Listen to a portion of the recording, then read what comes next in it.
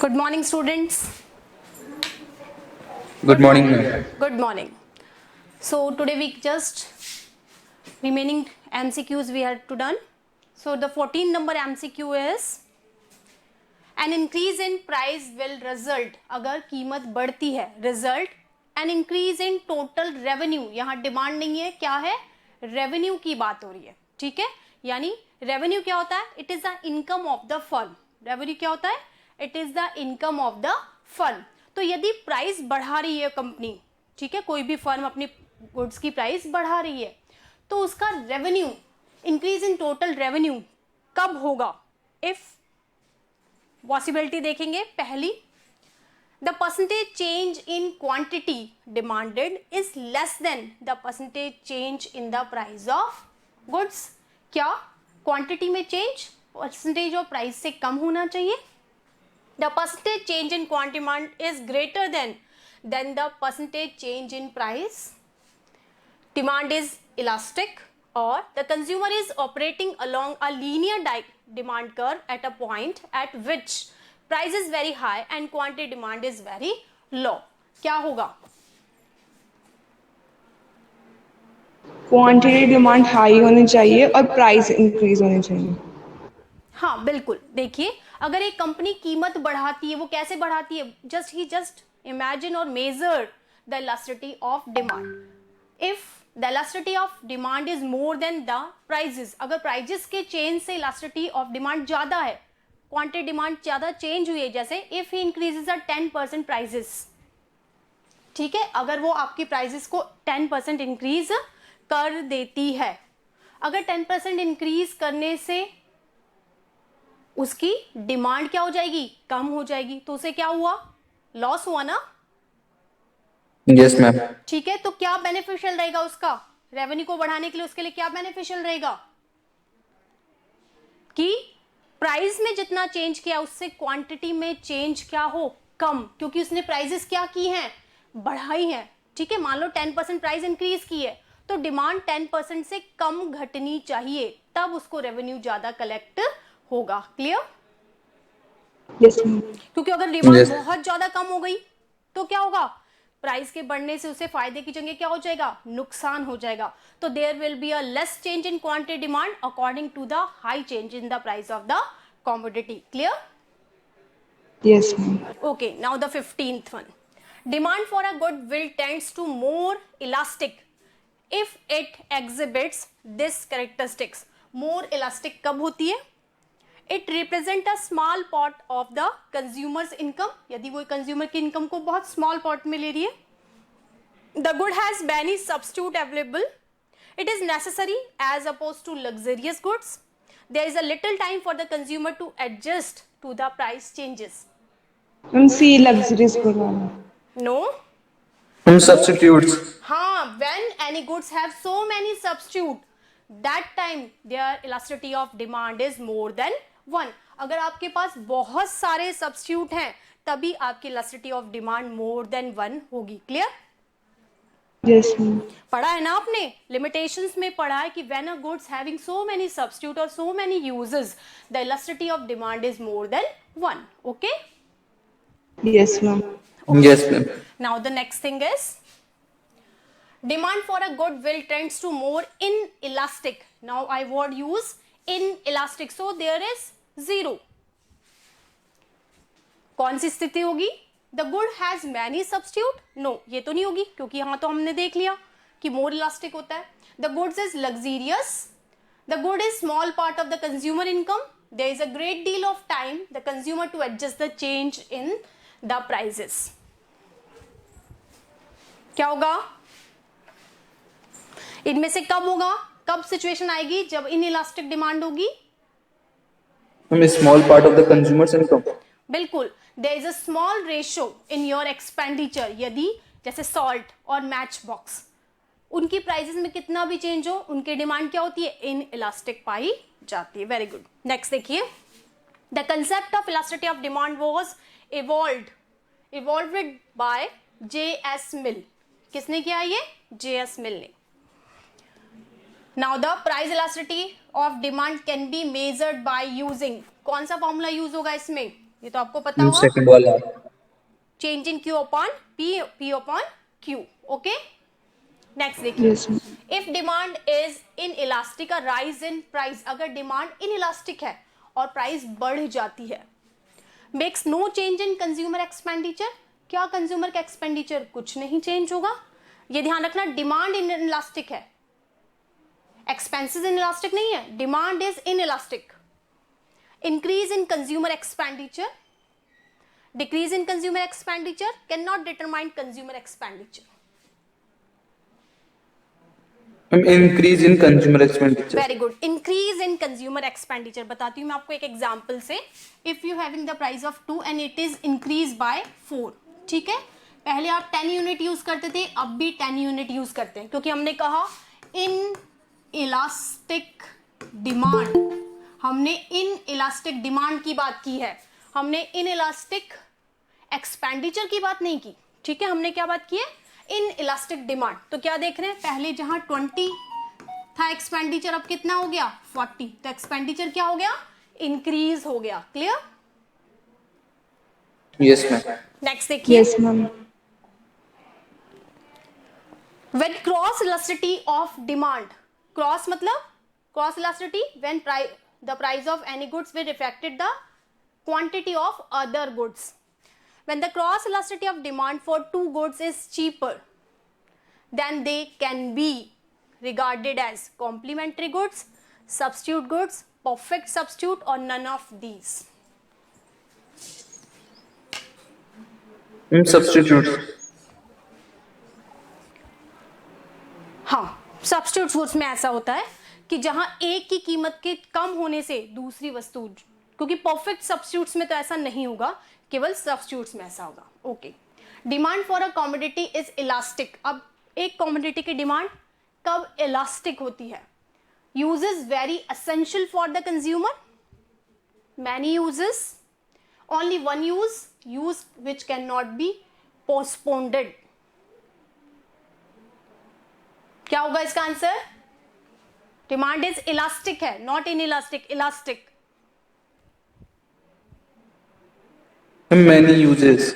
बिल्कुल, जब आप बहुत सारे यूजेस करते हैं तब आपकी डिमांड इलास्टिक होती है. ठीक है, नेक्स्ट देखिए, इसमें हमें मैच करना है, एक सीक्वेंस बनाना है. Match the effects of rise in price, कीमतें बढ़ रही हैं, ऑन द कंज्यूमर एक्सपेंडिचर्स, और इलास्टिसिटी ऑफ डिमांड बताना है. ठीक है, अगर कीमत के बढ़ने से एक्सपेंडिचर आपका घट जाए, if the prices increases and your expenditure will decreases, that is the condition Less of, than. that is the condition of Less than. when the price increases and consumer expenditure, elasticity of demand, consumer का expenditure जब decrease हो गया है, घट गया है, that is less than, और बढ़ गया है तो more than. More than. constant कब होता है, Equals to. 1 में. ओके, नेक्स्ट देखेंगे question. Suppose price of a commodity falls 1.25.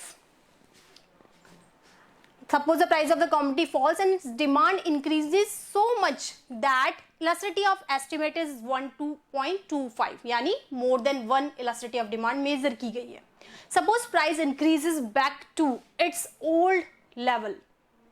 वापस कहाँ पहुंच गए, उसके old level पे. The price elasticity will be, क्या होगी अब प्राइस इलास्टिसिटी, अगर वापस उसी प्राइसेस पर हम पहुंच गए जब हमने उस प्राइसेस पर निकाली थी बढ़ी हुई कीमतों पर, तो 1.25 निकली थी. अब क्या होगा,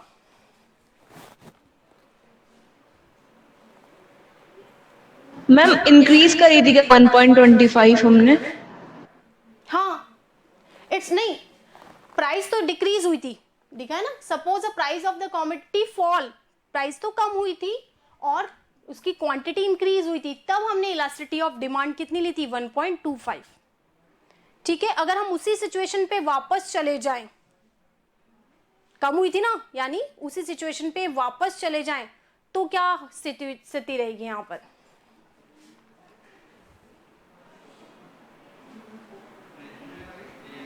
उल्टी स्थिति हो गई ना. तो यहां मोर देन है, यहां पर क्या हो जाएगा, लेस देन 1.25. ओके, मेरे को क्वेश्चन समझ में नहीं आया, एक बार वापस बताना. देखो फॉर एग्जाम्पल लेते हैं, ये कह रहा है कि एक वस्तु की कीमत कम हुई, मान लो यहाँ पर प्राइजेस 4 थी और घटकर क्या हो गई 2 हो गई, ठीक है। उस समय डिमांड क्या हो गई थी, इंक्रीज हो गई थी। मान लीजिए डिमांड यहाँ 10 थी और वो यहाँ पर 12 हो गई, ठीक है। अब यस मैम। इसमें हम फॉर्मूला लगाएंगे, चेंज इन क्वांटिटी कितना है 2, Yes, change ma'am. In price कितना है 2, पहले वाली प्राइस कितनी है 4 और क्वांटिटी है 10, 2 5 जा 10, 2 4 जा 2 2 जा 4, ठीक है।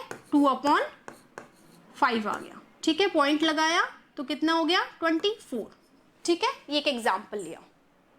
अब ये कह रहा है कि वापस उसके बाद ये क्या कह रहा है, suppose price increases back to its old level. अब हम उल्टा चलें, अभी तो हम यहां चल रहे थे, अब हम कहां चलेंगे, उल्टा चलें, ठीक है।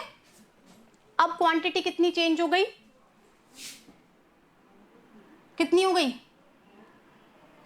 वही चेंज कितना हो गया, क्वांटिटी में 2, प्राइस में 2, लेकिन अब प्राइसेस क्या है, इनिशियल 2 और प्राइस 12। 2 एंड 12, ठीक है। 2 से 2 कट गया, 2 6 जा 12, तो कितना आ गया 1/6, ठीक है। 1/6 का मतलब क्या हो गया, पॉइंट लगाया 10, 0.1। 0.1 और कितना Six. बचा 6, ठीक है। 6। ये सिचुएशन आई, तो ये कह रहा है कि अगर आपकी पहले सिचुएशन में मोर देन आया है, ठीक है, मोर देन इलास्टिक आया है, यहां पर आप क्या देख रहे हैं, यहां भी लेस इलास्टिक है, वहां भी लेस इलास्टिक है, दोनों सिचुएशन में। तो यहां ये कह रहा है कि अगर मोर देन आया है तो ओल्ड प्राइस पे जाएंगे तब भी मोर देन, ओल्ड प्राइस पे यानी सेम वाला आएगा, ये आएगा द सेम, ओके।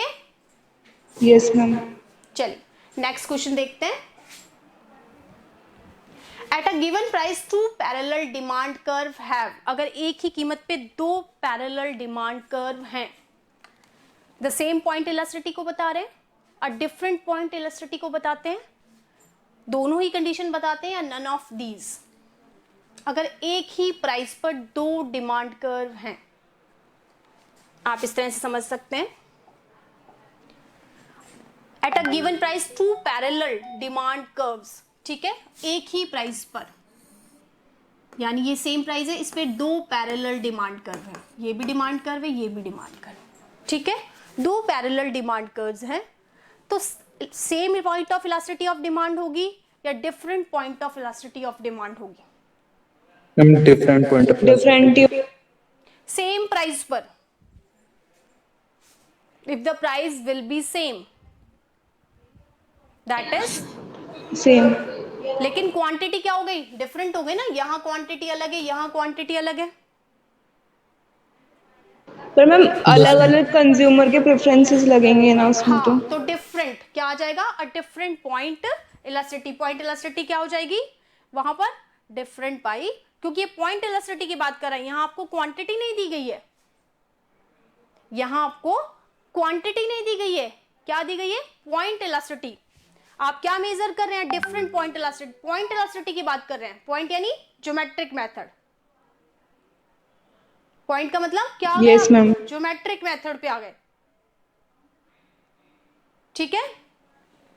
तो क्या आ जाएगा, Yes, ma'am. दोनों पे क्या आएगा, डिफरेंट इलास्टिसिटी आएगी, ठीक है। नेक्स्ट देखिए, a less than 0 income elasticity, तुम इसके ऊपर वाला ma'am,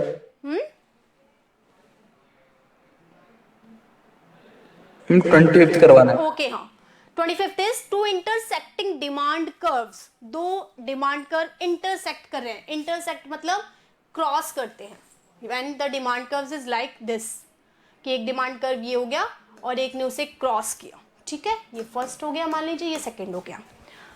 so two intersecting demand curve have a point at their intersection, अगर उनके बीच में एक पॉइंट है जहां वो एक दूसरे को इंटरसेक्ट करते हैं, द सेम इलास्टिसिटी सेम रहेगी। दोनों पे क्या सेम इलास्टिसिटी रहेगी, हाँ सेम ही रहेगी ना मैम, सेम रहेगी, इक्विलिब्रियम पॉइंट है वो। बिल्कुल, तो सेम इलास्टिसिटी रहेगी। नेक्स्ट देखिए, a less than 0 income elastic, indicates that with an increase in income consumption of product क्या है, zero in elastic, less than zero in elastic यानी लेस देन है। तो यदि आपकी इनकम बढ़ती है तो प्रोडक्ट का consumption turns negative, increase, decrease, remain constant. Increase होगा जब इनकम बढ़ गई तो हम बिल्कुल। कंजप्शन इंक्रीज करेंगे। हाँ, तो ये क्या हो जाएगा, डिक्रीज हो जाएगा, क्योंकि लेस देन है। जब आपका कंजप्शन, इनकम बढ़ रही है तो आपका कंजप्शन बढ़ रहा है, लेकिन लेस देन जीरो इनकम यानी लेस देन है, तो इनकम के बढ़ने से आपका कंजप्शन क्या होगा, इंक्रीज होगा, क्योंकि दोनों में कैसा रिलेशन होता है, पॉजिटिव होता है ना। Yes ma'am. ठीक है, तो जैसे इनकम बढ़ेगी आपका कंजप्शन बढ़ेगा, लेकिन इनकम के रेशियो में लेस देन है। क्लियर? Yes ma'am. नेक्स्ट देखिए, अब वेरी शॉर्ट आंसर्स देखते हैं। What is elasticity of demand? क्या हो जाएगा, when other things remain constant, other things remain constant, the percentage and proportional change in quantity demand according to the percentage and proportional change in the price of the commodity. Next है, what do you understand by the price elasticity of demand? ठीक है, elasticity of demand तो क्या होती है, it show the change in, यहाँ दो चीजें दी हैं, what is the price elasticity of demand, आप definition देंगे, what is the elasticity of demand? Elasticity of demand, the change in quantity demand according to the change in the price of the commodity. Clear? Yes ma'am. Okay. Next देखिए, what is perfect elastic demand? Perfect elastic यानी highly elastic. There is no change in price, but quantity is infinite. ठीक है, that is large amount of change जहां पर होते हैं, slight changes के कारण, तो that is perfectly elastic demand. What is mean by perfectly inelastic demand? Inelastic? Zero. Zero. This is the demand in which there is no change in demand. Demand में कोई change नहीं है, that is inelastic. When is demand elastic? Demand elastic कब है कि when price changes, demand also change according to the price. वो अलग बात है, कम हो रही है, ज्यादा हो रही है, वो अलग चीज है, लेकिन हो रही है change, तो that is elastic. What is demand inelastic? Demand inelastic क्या है? When there is no change. If the price is change, price तो बदल रही है लेकिन डिमांड में कोई change नहीं है. When is elasticity of demand called unitary? Unitary कब कहलाती है? Equals to 1। Equals to 1, यानी the proportional and percentage change in quantity demand is just equals to percentage and proportional change in the price of the commodity. यानी जितना demand में price में परिवर्तन है उतना ही डिमांड में चेंज हुआ. If the price is 10% increases, the demand 10% decreases. Clear? Ma'am इसमें ना डिमांड इलास्टिसिटी है तो वो हाईली इलास्टिक के लिए यूज होता है क्या? Highly fifth unitary. वाला यूनिटरी नहीं, हाँ हाँ, ये हाईली इलास्टिक के लिए नहीं यूज नहीं, ये होता है क्या? हाईली इलास्टिक के लिए, जनरल इलास्टिक, कि when a demand is elastic, elastic मतलब चेंज हो रही है, तो स्लाइट चेंज भी होगा प्राइस में तो भी वो चेंज होगी, तो ये हाईली इलास्टिक Yes, के लिए नहीं. ma'am. It is just use the word elastic, it is changeable और नॉट, ये आपसे पूछ रहा है. तो हाँ, जरा सा प्राइस में चेंज होगा तो भी डिमांड चेंज होगी, that is elastic. Okay, but quantity show नहीं करेंगे इसमें अपन। बिल्कुल बिल्कुल, we just notice the change, how much we doesn't matter. Okay, yes ma'am. Next देखिए. मैम। हाँ बोलो ईशा. परफेक्टली इनइलास्टिक और इनइलास्टिक में क्या फर्क है? देखो, इन इलास्टिक, इलास्टिक होती है ना, उसे हम खींचते हैं, इन मतलब no change. So when demand is not changeable according to the price, price में चेंज हो रहा है लेकिन डिमांड में कोई चेंज नहीं हो रहा, दैट इज इन इलास्टिक. ठीक है, एक डायग्राम से हम देख लेते हैं, आपको कंफ्यूजन है क्योंकि यहां हमने क्वांटिटी ली, ओ एक्स पे, ओ वाई पे आपने प्राइस लिया. ठीक है, प्राइस P है तो क्वांटिटी Q है, प्राइस P1 हो गई P से कम होकर तो भी क्वांटिटी Q है, प्राइस बढ़ गई तब भी आपकी क्वांटिटी Q है. इसका मतलब elasticity of demand is zero, in elastic. Okay, ये समझ में आ गया. And perfectly elastic, perfectly elastic कब होती है? यहाँ हम अगर क्वांटिटी ले लें और यहाँ हमने प्राइस ली, परफेक्टली इलास्टिक यानी प्राइस में कोई चेंज नहीं है, लेकिन क्वांटिटी को आप बढ़ा सकते हैं इन्फिनिट। तो elasticity of demand is infinite, ठीक है, that is perfectly elastic. Clear? ठीक है, ये समझ में आ गया आप? Yes ma'am. Yes. Okay, next देखिए, what will be the elasticity of demand for goods to which consumer are adapted. अगर कंज्यूमर किसी चीज का अडेप्टेड हैबिचुअल है तो इलास्टिसिटी ऑफ डिमांड क्या होगी? मैम जितनी भी बढ़े उसकी कांस्टेंट रहेगी प्राइस।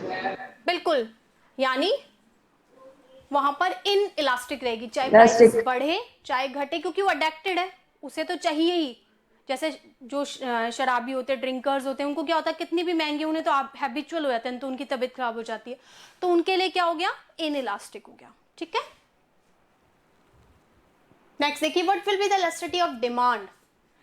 अगर आपकी प्राइस यहाँ क्या देख रहे हैं, 6 से क्या हो गई है, 5 हो गई है, यानी 5. प्राइसेस कम हो गई है, आपकी यहाँ पर डिमांड भी बढ़ गई है, लेकिन आपका एक्सपेंडिचर कांस्टेंट है, तो इलास्टिसिटी ऑफ डिमांड क्या हो जाएगी, unitary equals to 1, unitary elastic. Next देखिए, what is the formula to geometric method. ये आपको पता है, lower part of the point and upper part of the point, पता है ये? यस Yes, मैम। ma'am. Okay, next. The demand for a commodity doesn't change with the increase in its price from 5 to 10. अगर price 5 से बढ़कर 10 हो गई लेकिन डिमांड चेंज नहीं हुई, elasticity of demand is inelastic, क्योंकि प्राइस तो चेंज हुई है लेकिन डिमांड नहीं चेंज हुई। Next, why is perfectly elastic demand curve parallel to O X axis. क्यों पैरेलल होता है ओ एक्स एक्सिस के? वो बिकॉज मैम प्राइस कांस्टेंट रहेगी पर डिमांड का वो बिल्कुल, होता रहता है। Because it indicates that when the value of item change slightly the demand fall rapidly, क्योंकि अगर प्राइस में जरा सा भी चेंज हुआ तो उसकी डिमांड बिल्कुल शून्य तक भी जा सकती है, इसीलिए वो parallel to O X axis होता है। How do we measure the elasticity of demand, ये फॉर्मूला आपको आता है। What do mean by cross elasticity?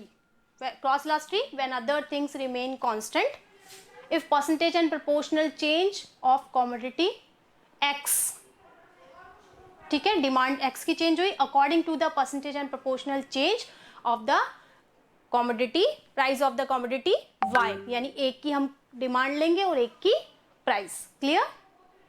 Yes, ma'am. Okay. What is mean by income elasticity? When we notice the percentage and proportional change in demand according to the percentage and proportional change in consumers income. Okay. Income. What is zero income elasticity demand?